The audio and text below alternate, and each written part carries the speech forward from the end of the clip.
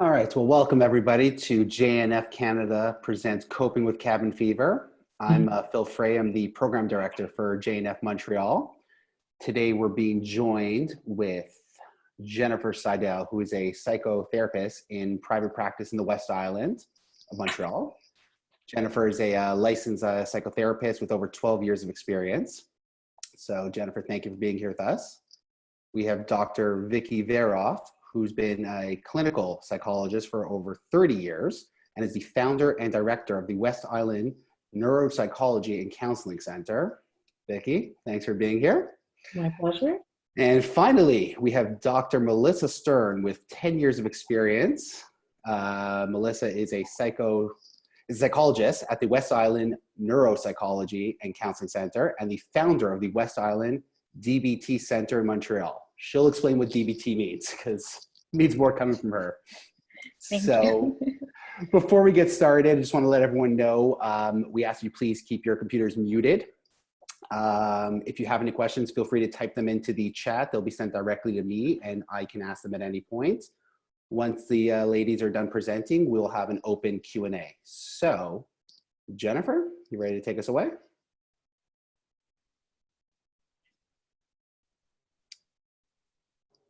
Do we still have Jennifer? How about Vicki? Hey, can you hear me? I'm here. There we go. Jennifer, welcome. It's funny, as I was talking to myself, thinking that I was talking to everyone, I was saying this is my first Zoom presentation. So it's a little weird for me, but this is our new normal, right? We're all adjusting. So we're all adjusting, which is why you're going to teach us about how to work from home and balance family and work life. Practice what I preach, right? Exactly.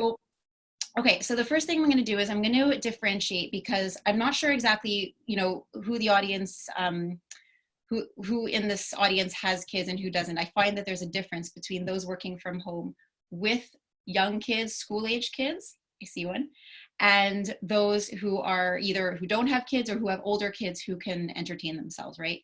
So there's a difference in the pressure to work from home. So all with equally valid and numerous challenges.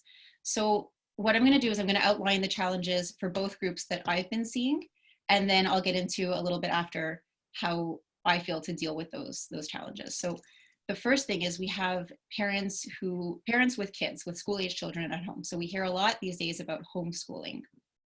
There's a lot of pressure to have activities to keep the kids busy, all these worksheets, putting a ton of pressure on parents with the intention of helping, but really the pressure ends up being that these parents have to do it all. You have to work from home, you have to keep up with your kids' education. There's pressure to be able to keep the kids connected, right? You have to keep them connected on virtual play dates, activities and such. Not everybody has multiple devices. Some people are sharing their computers with their kids to keep their kids connected. We don't all have an iPad per kid. So that's a challenge. There's also the practical challenges of things like sharing our internet bandwidth and things like that. So, and our space and our time, right? So that's one thing. Then there's those without kids or without school-aged kids. The lack of space, which is also, for parents with kids too, but not everybody has a home office. Some people are very lucky to have a home office. Some people are working in their laundry room, and thank goodness that Zoom has that virtual background thing where no one has to know you're in your laundry room, but still it's not ideal to be able to not have a space if you don't have one. People are struggling with that lack of motivation, right? You're not in your regular workspace, so it's hard to stay motivated when you're working from a place that you're normally used to relaxing in. That's one thing. And then there's also that lack of balance between work and home. So people normally have that commute. You wake up, you do your thing, you commute to work, however you do, and you have your rituals during your commute. You listen to the radio, you call someone. Now we don't have that anymore. And it's the same thing on the way home, right? You could sort of separate your day, you finish work, you have your rituals, and then you go home.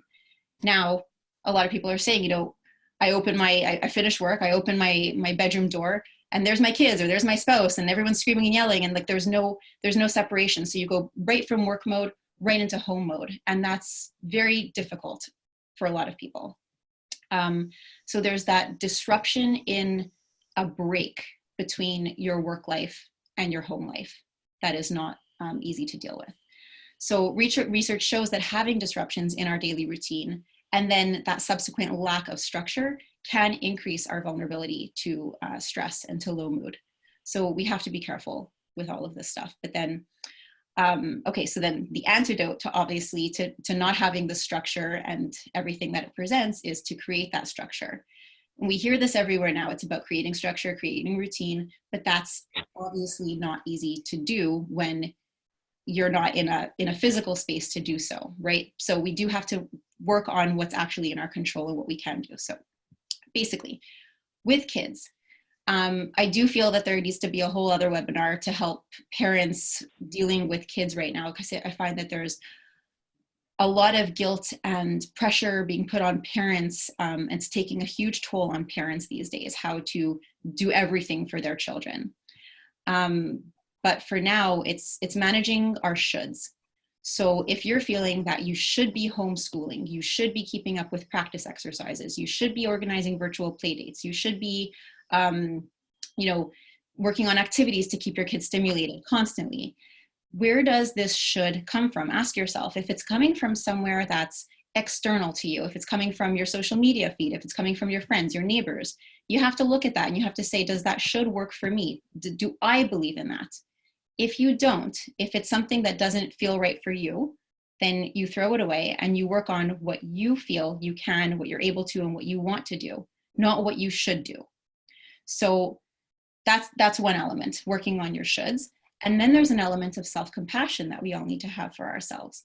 So, the most common one, what would you do? What would you tell your best friend? If your best friend, I have a hard time believing that for a lot of people, if your best friend came up to you and told you that, they were feeling bad that they weren't homeschooling their kid properly and that they weren't keeping up with their exercises, you wouldn't say, yeah, you're a horrible mom and your kid's going to be messed up for life because of this and all of that, right? You would say, some of the most important education that we get in life doesn't come from school. Your kids are learning valuable things by being home with you, getting these opportunities that they wouldn't have normally. You would tell them that. You would tell them that we're all just doing our best. We're doing our best during this difficult time, and that has to be good enough. That applies to people obviously with kids and without kids, and then especially for people without kids at the same time, creating a new structure for yourself that's similar to one that you already follow. So making space in your workday for breaks, for lunch, for chatting with your friends. So I think we all sort of get caught up with when we're working from our home office, we don't eat properly, we don't take proper breaks, we just sort of, when a break comes up, we do it and things like that. But you have to, when you create the structure for yourself, the same way that you would have, see my phone's ringing during a session, that you would have normally in your day-to-day life, it helps. So I can tell you, in my regular day-to-day life, I'll finish a session, I'll go outside, and into the clinic and I'll chat with people who are there. And now when I finish, a Zoom session, I click end meeting and then, and then what? I'm sort of staring at my blank screen for a second. So I've created a new sort of ritual for myself in my schedule. I'll finish a session and then I'll go, connect with someone. I'll message someone. I'll do something that keeps me, that's sort of similar to my old routine, but a little bit different, obviously, with what I have at my disposal right now. So it gives me a sense of normalcy. So it's basically, I've created a new normal based on my old normal, which I think is helpful. And then there's your workspace. So creating, you can change your state, your emotional state, by changing your surroundings. So like I said before, not everyone has the luxury of a home office. Some of us are working from our laundry rooms, and that's fine. But be deliberate about the work environment, about creating a different work environment from your home environment. So whether it's about changing the lighting or the music or having the radio on in the background or something that makes sense for you, that creates that work environment space that's different from your home environment and your downtime environment. Being deliberate about that can have an effect on your mental health as well. Remember that anxiety thrives on the unknown. So focusing on the known is what can help. So what are the knowns when it comes to working from home either with kids or without kids? what can we control? I'm sure my colleagues are going to touch on this after, so I'm just going to like go over it pretty quickly. And if anyone has any more questions after, then we'll come back to it. The daytime and the nighttime routine. When you work normally, in a normal situation, you have a daytime routine and you have a nighttime routine. We've got to create ones that are similar with what's at our disposal right now. So if it's going to be about, you know, I wake up at a certain time every day, I have my coffee, I read my news, whatever that is, you call someone, that's got to stay in your routine. What you eat. I'll admit I have my quarantine diet. It's probably not the best, but I notice the difference between when I'm eating something bad and when I'm eating something good. If I'm eating regularly throughout the day, something that's nourishing my body, I'll feel better than if I'm eating chocolate and crap sitting at my desk all day long. What you wear, right? I think everyone has this situation where you're sick and you're home sick and you're in bed and you're in your pajamas and you feel like crap. And then you get up and you take a shower and you put on clothes and you feel better. So it's kind of similar to this. If you're working from home and you're sitting in your pajamas or your sweatpants, and you know, if you're a woman and your hair is up in a messy bun and you're not wearing any makeup, you're not going to feel optimal. So it is better. You don't have to, you know, doll yourself up, but if you can put on some clothes and do something with your hair and maybe put on a little bit of makeup, it's just for yourself to feel that sense of normalcy, which really does help. Then there's this idea also of what we say to ourselves. That is something that's in our control. There's a quote going around online. I don't actually know where it originates, but it really struck me. We are not working. There's telling yourself that you're working from home, which we're all doing. We're all telling ourselves. But then you are not working from home. You are at your house during a crisis trying to work, which is very different. So it's a shift in the wording that makes a difference in the pressure and the expectations that you're putting on yourself. This is not a regular situation where we're working from home. This is a crisis time where we are stuck at home, where we are at home, and we are trying to work. The expectations are not the same. They can't be the same. So managing our expectations is something that's in our control. What works for you? What is good enough? Not what's good for the other person and what's perfect and what it should be or shouldn't be. It's what's good enough for you. So if you have kids, how many structured activities do you need a day, if any? Do you need none? Do you need one? So I'll do maybe one structured activity a day and then a certain amount of screen time, free play, you know, that's how you have to, we can't constantly have our kids structured and work at the same time. It just doesn't work. Your own work expectations. Create space in your schedule to spend time with your kids doing unstructured play or structured play rather. And then use their unstructured time to do your work. If they can, you know, watch a movie or play with Legos, depending on their age. Basically, it comes down to reviewing the expectations that you have of yourself and adapting to what's realistic to you, not what's realistic to other people. Because ironically, so we're all in the same situation. Everyone's situation is the same, but at the same time, everyone's situation is completely different. So we can't compare ourselves to what other people are doing. The way that one guy manages it will be different from the way another guy manages it. So do what you can do, and that's what's good enough. Jennifer, let me ask you. We talked about working from home. What about those who were working full time and were laid off, or those who started working at home and then were laid off? Someone just asked, you know, how did they get into a routine with their new normal? With their new normal, so that's not based on work. So now they're laid off. They started work from home. They're used to working every day. Now they're home. Their kids have gone off to school, moved out, got married. Now they're stuck at home. Nothing. Okay. So I have lots to say on that, but I'm not sure if Dr. Veroff's going to be talking about that because, well, I mean, I don't want to do the same, repeat the information that she might be speaking on. But basically, I think the gist of all of this is that we need a new structure. You need to create a new structure that's based on your old structure that worked for you. But obviously, instead of working, it's going to be on different things. So there's a lot of focus now on what gives you a sense of, pleasure and mastery, something that you can do, or is that something that you can learn that makes you feel good about yourself. That's one of the most common ways that we can mitigate feelings of anxiety and depression. So it can be something as simple as cooking new recipes, or it could be taking an online course, and now that there's so many like online programs developing for people to better themselves. It's a new normal. It's obviously different from someone who's used to working, before this. But finding the time to focus on things that you've always wanted to focus on that you didn't have the time for, but creating a schedule and not just sort of waking up and doing a webinar and then doing something else and reading a book and create a structure for yourself. It'll help settle your mind and make you feel like things are a bit more predictable. So I guess, Dr. Veroff, that would take us to socially distancing versus socially isolating. Right. And Thanks, Jennifer.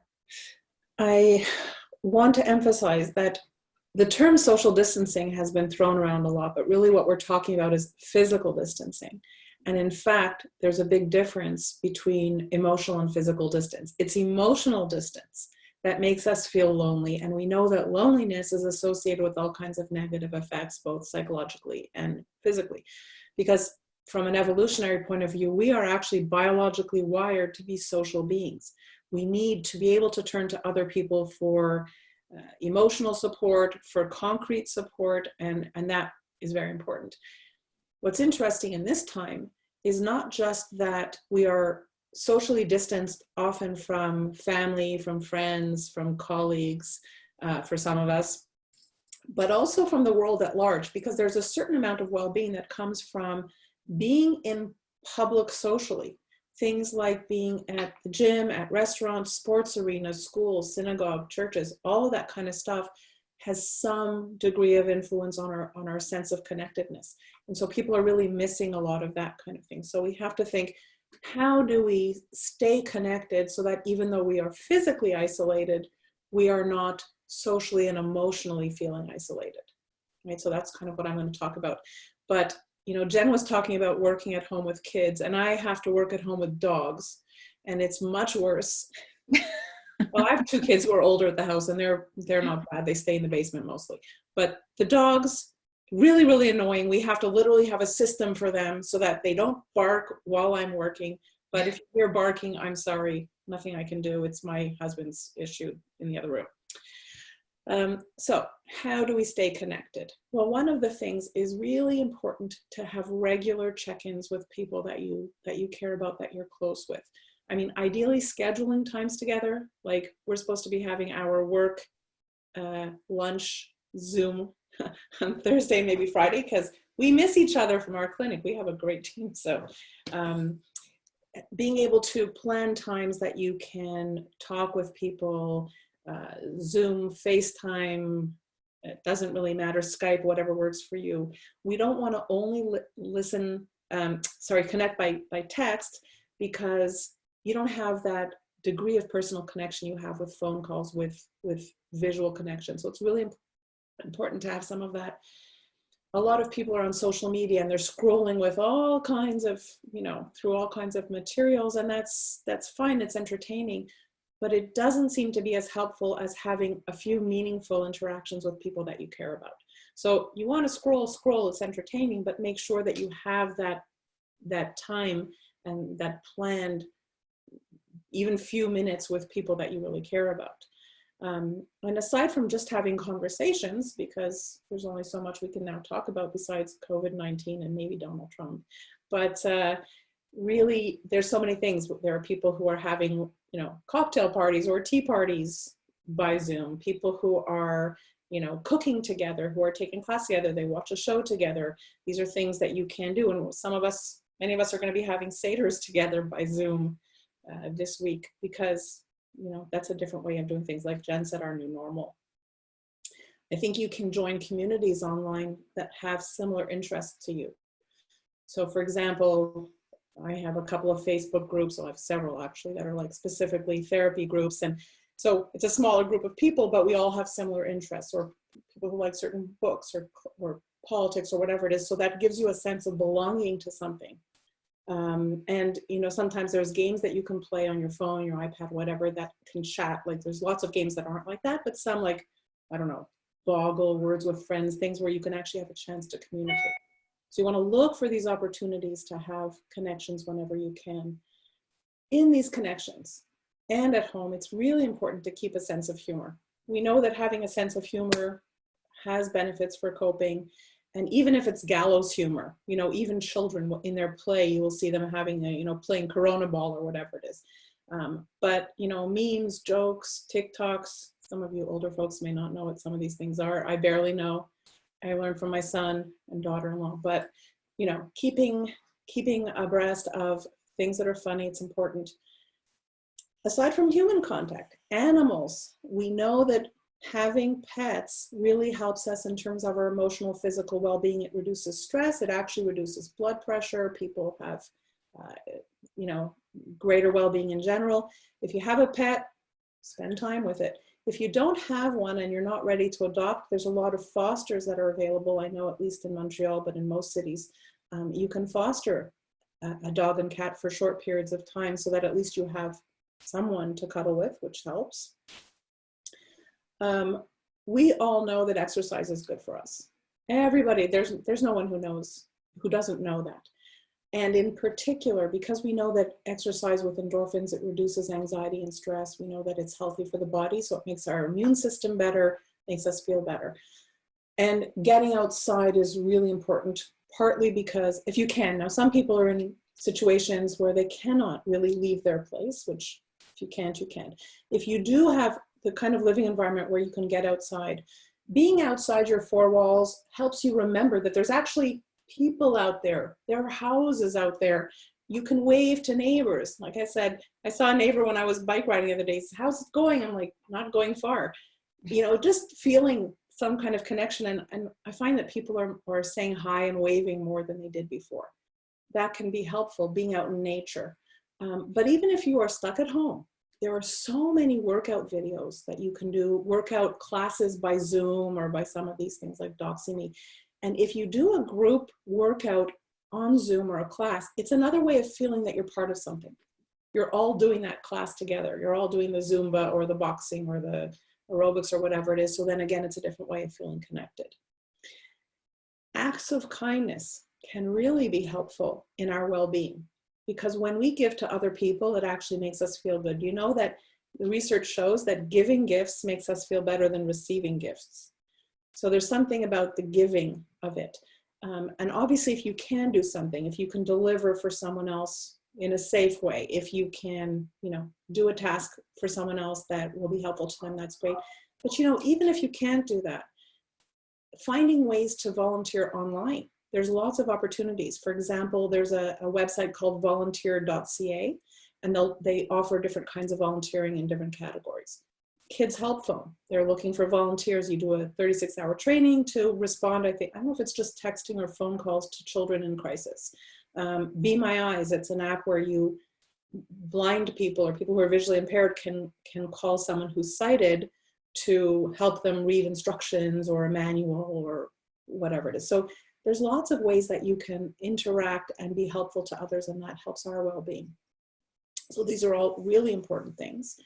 Now, if you really can't connect with others, or you have long periods of time where you're not able to connect, how do you make sure that you keep your well-being up and your mood up and making your time feel reasonably worthwhile and enjoyable? Look for things that will enrich your life. You know, I often say to my clients, we have 3 areas that are important. We have accomplishments and satisfactions, we have connections with other people, and then we have the things that nourish us. And if you can't connect, we're looking for things in the other areas that can at least build us up, right? So doing something creative, whether or not it's something that you already are doing, whether or not it's something you've ever done before, it doesn't matter. There's lots of things out there. You can do creative writing, painting, knitting, journaling, baking, coming up with new recipes, you know, taking pictures outside your window. It doesn't matter, but something that can nurture the creative part of you and stimulate something for you. Setting small goals. So this is in the, you know, accomplishment satisfaction area, right? Now, there's no one who doesn't have a to-do list that is ongoing. That's just forever. Things we don't get to, like organizing old photos, cleaning out your closet, reorganizing furniture, you know, moving things around in the kitchen, catching up on old work. There's all kinds of tasks that are usually there that you can do. even if it's in small amounts, it doesn't mean that you have to undertake redoing your whole kitchen. But if you're saying, I feel like I need to do something to make me feel good and accomplished, you can organize one section. You know, you can put together one set of pages in an album. It doesn't matter. Just the idea of something that will give you a sense of accomplishment and satisfaction. And even getting involved in a fictional world can also be something that will help our well-being. So if you're a reader, and if you're fortunate, because there are many ways to get books online for free or for inexpensive, but when you're reading and you really get involved in a book, you are invested in another world, in someone else's world. So that's in some ways a fictional connection. TV shows, particularly where you feel a connection with those characters, although then it's always heartbreaking when the series ends. I know I have a lot of mourning every time I finish a good series on TV. But these are all ways to make sure that we don't feel bored, lonely, isolated, and not having any meaning in our lives. As Jen mentioned, keeping a routine is very helpful for us because it gives us a sense of stability and control at a time when the world doesn't feel as stable and controlled. So it's helpful. I think that it's easy for people to think, what's the point, especially if you're not working right now.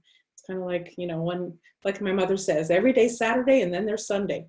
So I understand how difficult it is, but if you sit around in your PJs all day and you don't, get up and plan and do, your mood can go lower. So taking care of yourself, eating well if you can. It is, like Jen said, it's very easy to eat junk.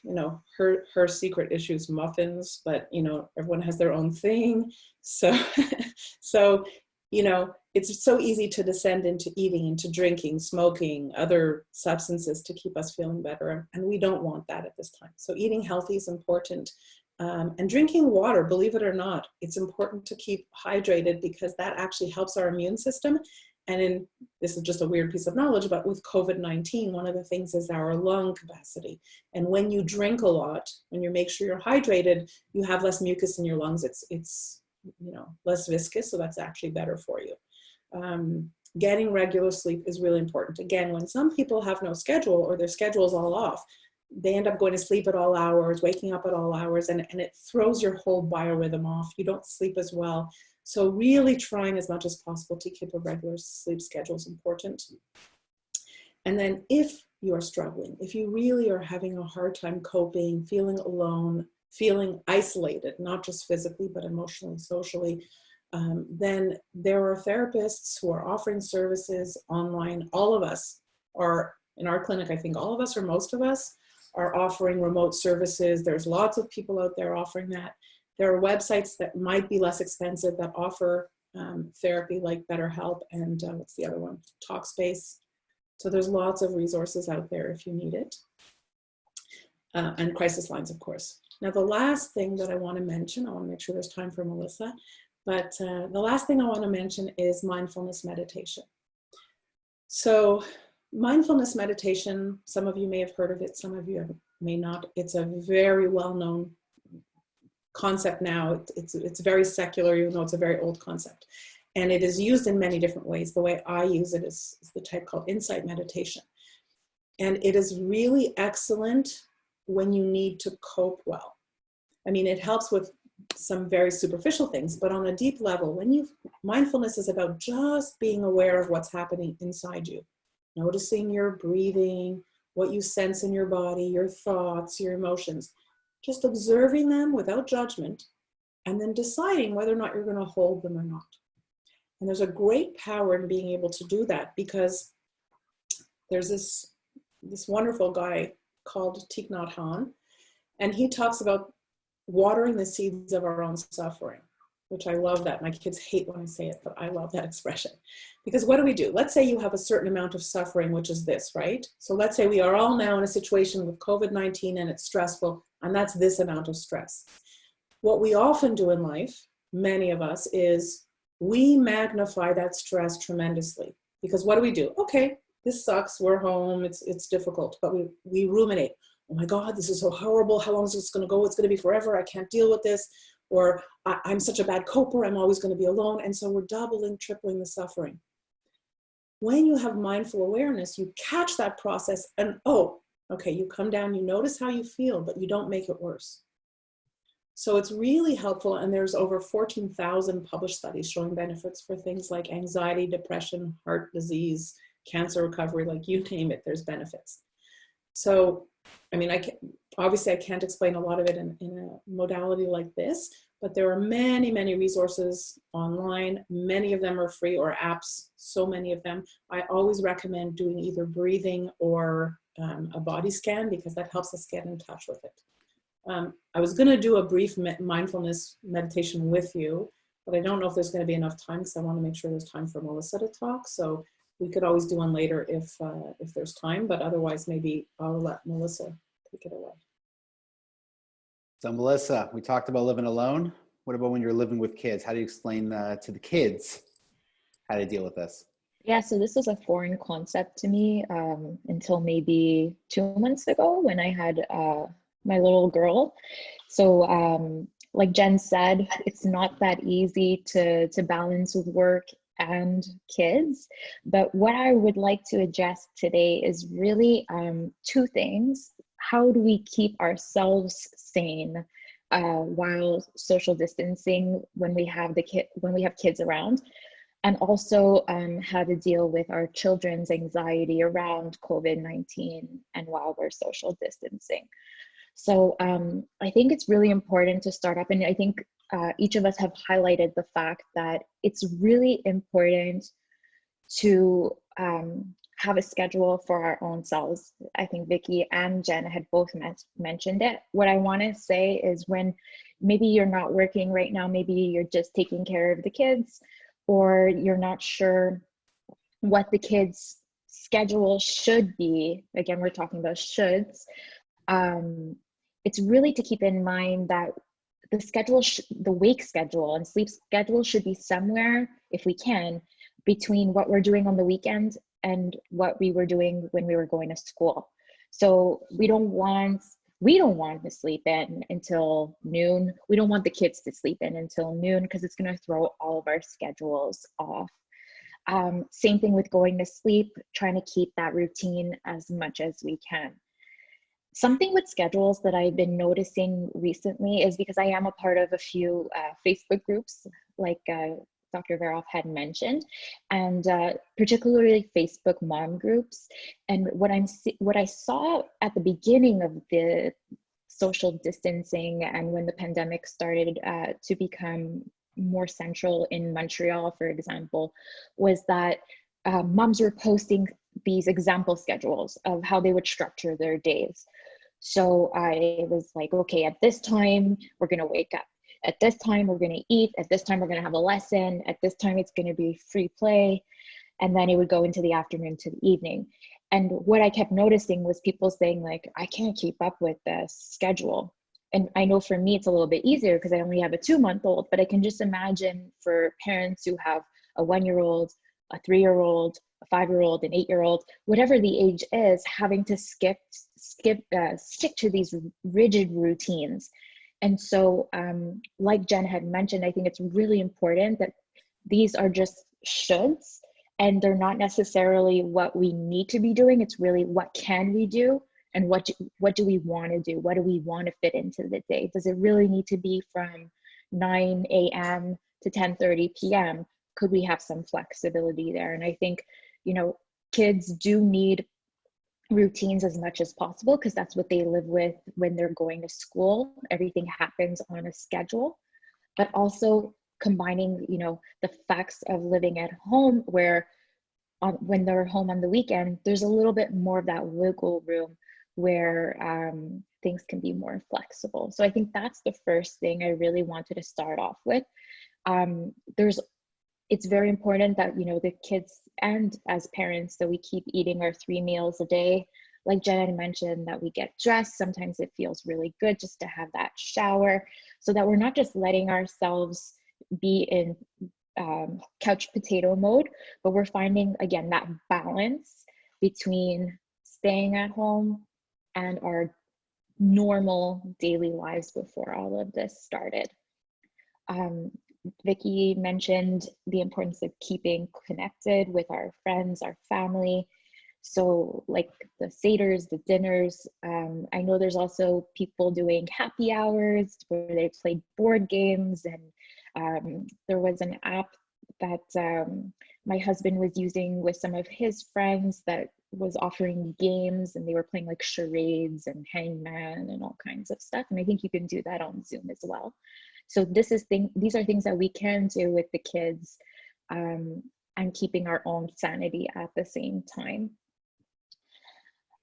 Jen had mentioned not trying to stress ourselves too much with what we want to get done with work, but it's also an important thing to note when we're home with our kids. So we don't want to put too much on our to-do list. I know this is a time where people are at home and they're talking about getting projects done that they had put off for a really long time. If we put too much on our to-do list, it could be very overwhelming. So again, stick away from the shoulds. Let's do what we want to do and what we think is reasonable, to keep ourselves from becoming too stressed out during this period. I think there's a lot that we already have on our minds, and just adding to that stress, we don't want to get ourselves caught up in that.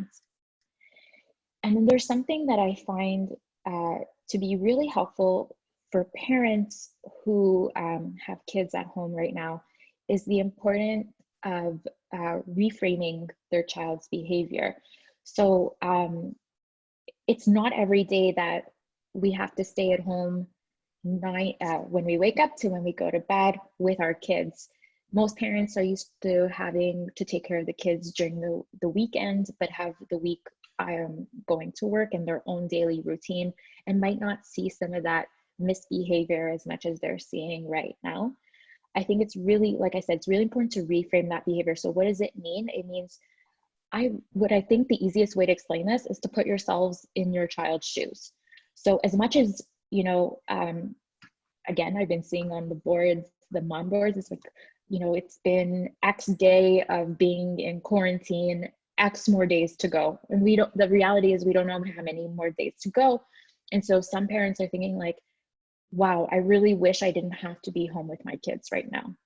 I have seen a few who are like, this is great. I get to spend so much more time with my kids. I get to see them grow up, spend more time bonding with them. But when that thought does come up, and I think it's pretty normal for parents to think, oh my goodness, I have to spend an entire day entertaining my children. What am I gonna do today? Or another day of misbehavior. I don't know how much longer I can take this. It's really important for a parent to say to themselves, you know what? I think if they could do better, they would be doing better in their behavior. And as much as I probably want to go and take some time for myself, I'm sure they would really like to be at school, spending time with their friends. So when we have that in mind, I think it takes a little bit of that pressure off of ourselves and off of the kids, because this is very different from them too, for them too.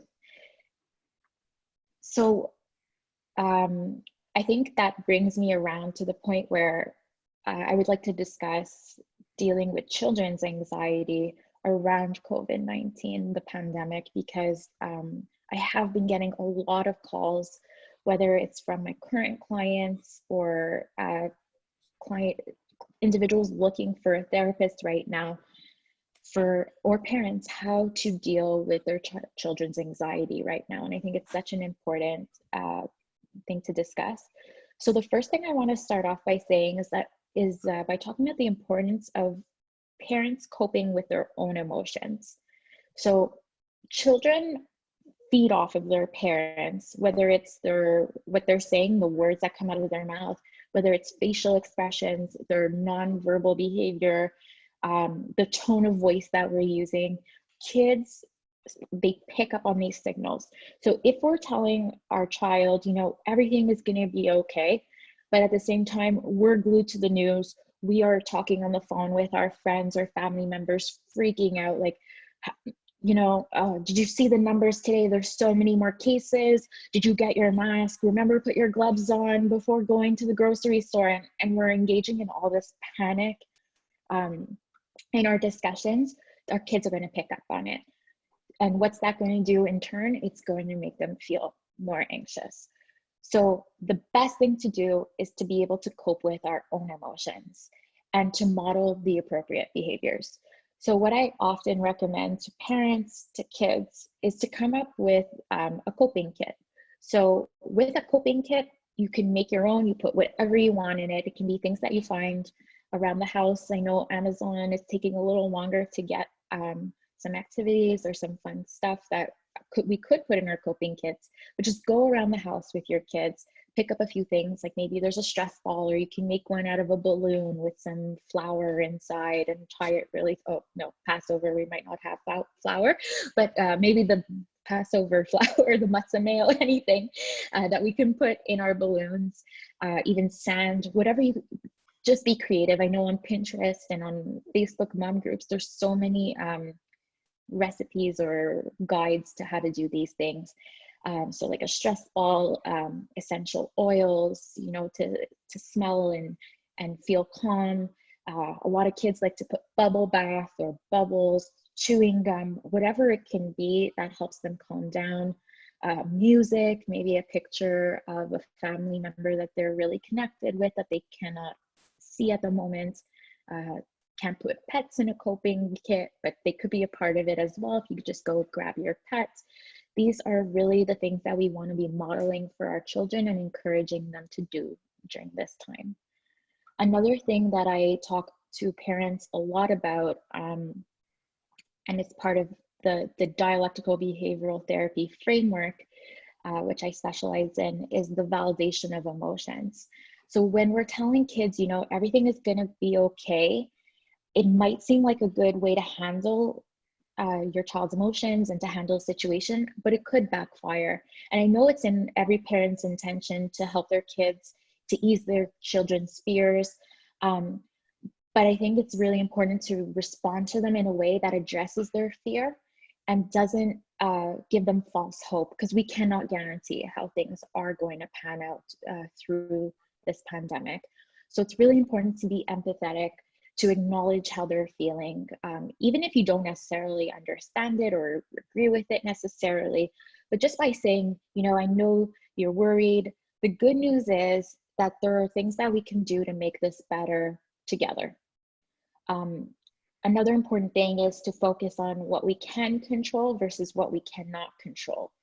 So I know Jen talked a little bit about this. I call it what ifs, you know, we don't know what's going to happen, but we could actually focus on what we do know is happening right now and what we can control. So if we think about it like this, you know, what if someone I care about gets sick? Well, what I know right now is that I'm very fortunate that no one I know and no one I love has gotten sick with COVID-19. You know, what if we have to stay home all summer? Well, right now, you know, it's April 7th. So far, we know that the schools are closed until May.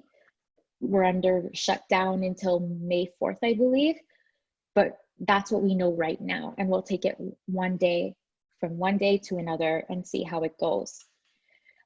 Another thing I came across, which was very helpful, and I've been sharing it across my professional Facebook page, Instagram, and I believe we also shared it on our clinic Facebook, was this infographic of two circles, and inside one of the circles was the things that we can control. So there were things like my attitude towards the pandemic, how I follow the recommendations. So, you know, I could be sneezing and coughing into my arm, which I noticed I didn't do before, which I am mindful of.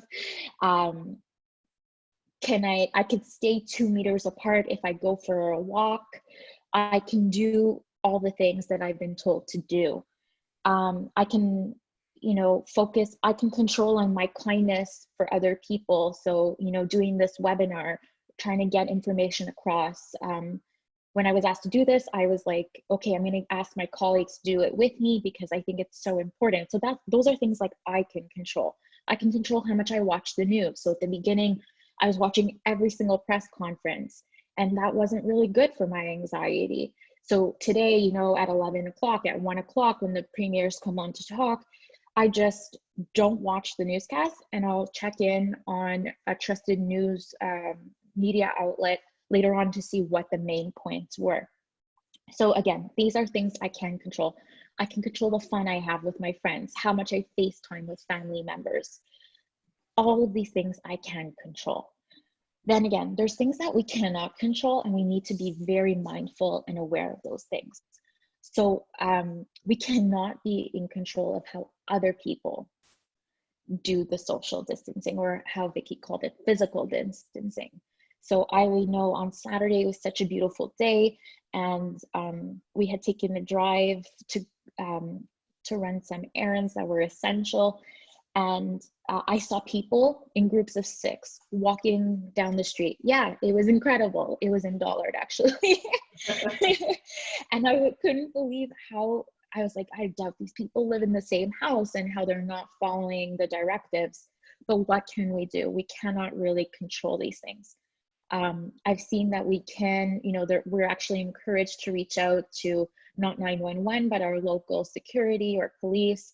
And that is something we can control, but we can't get overly frustrated with the fact that people are not following this, because we're just going to get more frustrated ourselves or more anxious ourselves.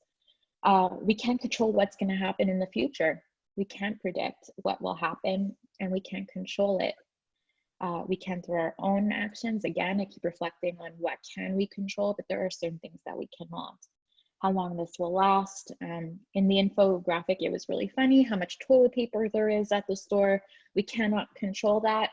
What can we control? Not overbuying things if we don't need it at the moment, and doing our best to hunt down those things, whether it's online or at our local store, posting when there is toilet paper at Costco and then everyone goes to buy it. We can't control, but if we do help our community by letting people know when things are available, those are great acts as well. So I think, like I said, focusing on what we can control. I can't stress the importance enough, because I know this is something that has helped me.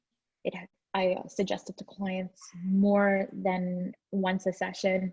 And I know it's something that if we are mindful of, and when I say mindful, we're aware of it, we can keep going back and say, is this something I can control? Is it something I cannot control? And we might feel less anxiety or stress over it. And then the last thing I wanted to talk about for coping with children during this time of social distancing. So it can be children, it can be teenagers, it can even be our spouses, our loved ones, whether they live with us or they do not. What I'm reading a lot now is that this is a time where there is more conflict in the home environment, because we're all cooped up together, where we're not so used to be in the house together for long periods of time like this. And so if we are more likely to get into a fight, I highly recommend that we do give each other our space as much as possible. Every house has its own limits for how much space we are able to have, but keeping our own distances if we are in an argument, or if we're just feeling overwhelmed by other people, because yes, there is the fact of isolation, but there can also be the other side of it, which is the feeling of being overwhelmed with staying very close with our family or those living in our household during these times. So I don't want people to feel guilty if they say, I need a few minutes for myself. I need, we're not seeing eye to eye right now, or, things are getting heated. Can I just have a bit of time to cool off? And that's okay too. So there's no you should, the right way to do everything. These are just guidelines, and don't be too hard on yourselves if you can't follow them specifically to the T, because again, they're just guidelines. But these are the main points I think that could help us get through this this difficult time as smoothly as possible. So keeping our schedules, keeping connected, validating our children's emotions, our family members' emotions, our partners, modeling that coping behavior and that calm, because other people will just feed off of it, and remembering what we can control versus what we cannot. Okay, Thanks, so Melissa. I think that's all. I know there's a bit of time left, so if, Phil, I guess with the Yeah, we actually have a questions. question for you. Somebody wants to know if they're concerned that their 2-year-old, 3-year-old, 4-year-old child is becoming too attached during these times. How do Yeah. they cope with readjusting to the eventual actual normal? Okay, Or are they so overthinking it? this is a good question. I think, right now, it really depends on what their child needs. So is their child feeling more anxious? And so they do need to feel more of that attachment from their parent, because that's how they're getting their reassurance. I don't think there can be, right now at least, we're all living together 24/7. So I don't think there can be what we can call too close or too attached, because we're all confined together, right? I think when the time comes where, that separation is going to have to take place, whether it's going back to daycare or whatever the normal routine is, that it's going to be, a gradual going back to normal, and that the child understands that during this time, we are lucky that we get to be so close, and it's not always like this. But even when things go back to normal, it's not like, mom or dad are just going to disappear. It's just going to be like it was before. And it was okay the way it was before. All right. Vicki, you had mentioned you had a little stress relieving coping mechanism we could try for those who are dealing with extra stress right now. Any chance you can share it? Absolutely. So I'll do a 1 or 2 minute mindfulness meditation. This is a very simple one. If you're listening and you're comfortable trying this, great. If you're not, well, I guess you'll just sit for a minute or two. So what I want people to do is just sit in a comfortable position, not too slouchy, not too formal, just comfortable, and close your eyes if you're comfortable. And I just want you to notice your breathing. Now, when we do mindfulness meditation, we are not trying to control our breathing. We're not trying to slow it down or do anything in particular. It's really about just noticing, observing.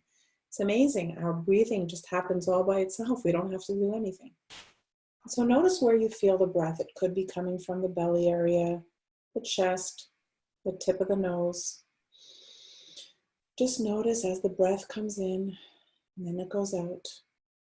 And I just want you to pay attention to this. And as your mind wanders, because if you have a mind, it's going to wander. That's perfectly normal. Just notice, oh, my mind wandered.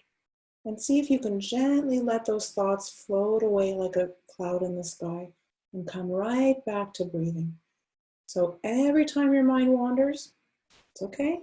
Notice and just come right back to noticing your breath.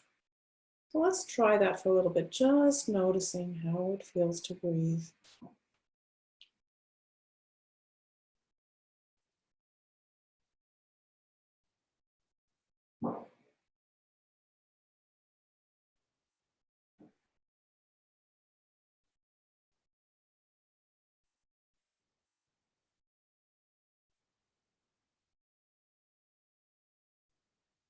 Just noticing any sensations, any feelings or thoughts. Observing and letting that go gently and coming right back to noticing your breath.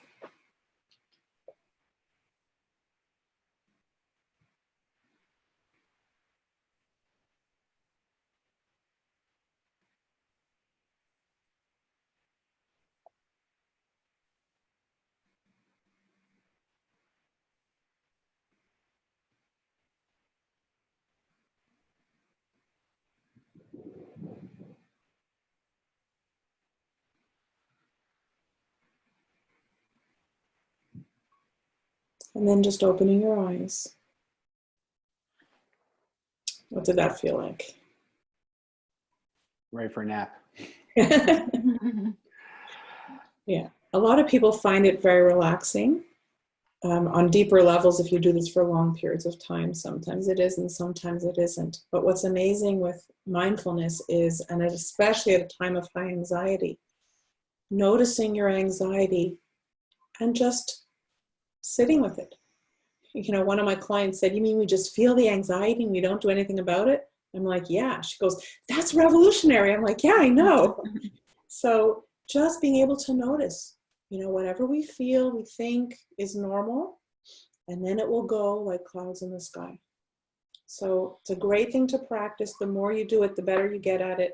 The good thing, as I tell all my clients, is if I can do it, anyone can do it.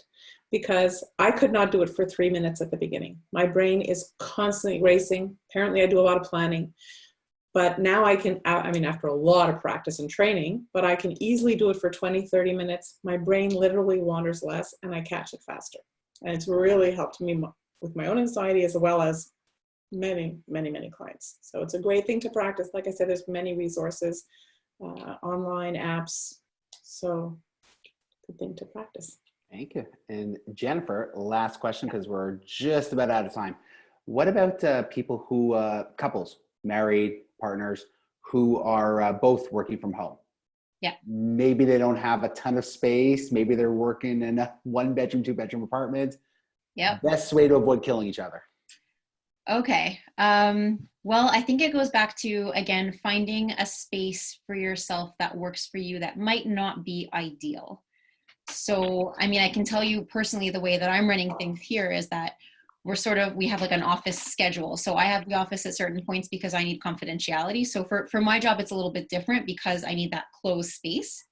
But for my husband, he can sort of work anywhere. So when I need my space, then he has his designated space that's kind of in the middle of everything, but he figures that out. He wears his headphones.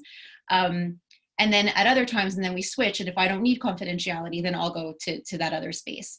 So it's sort of like musical spaces here, but I mean, you've got to figure out the priorities. Like I said, for me, my priority is confidentiality. So that's what I had to focus on. And then, like I said, I know plenty of people who are working, I've done, work in my daughter's bedroom with the door closed. We make do. I know people who are working in their laundry rooms. We do what we have to. To avoid killing each other, I think it also comes back to personal space and making sure that you have a division, the same way that you need a division from when you're working and when you're working and when you're at home. You need a division from when you're at home with everyone and when you're on your own. So if you can, find 10 minutes to sit in the bathroom and scroll or do whatever, makes you happy, read a book, and then go back to your spouse, that's a really good way, I think, of creating that division. Does that answer the question? Looks like it. Haven't heard anything else. Guys, thank you so much to the three of you for helping us today. For everybody else tuned in, we are going to be sharing the recorded version of this through an email blast. Melissa, Jennifer, Vicki, if you guys have any resources maybe you'd like to have sent out to everybody as well, we can put that into an email. Sure. And if anybody wants contact information to contact them directly, we can, we can include that as well. Sure. Perfect. So thank you so much. Hopefully we can do this again since apparently we're here till at least mid-May. And yeah, thanks guys. We appreciate it. Thank you. Thank you. Thank you so much, guys. Thank you. Thanks.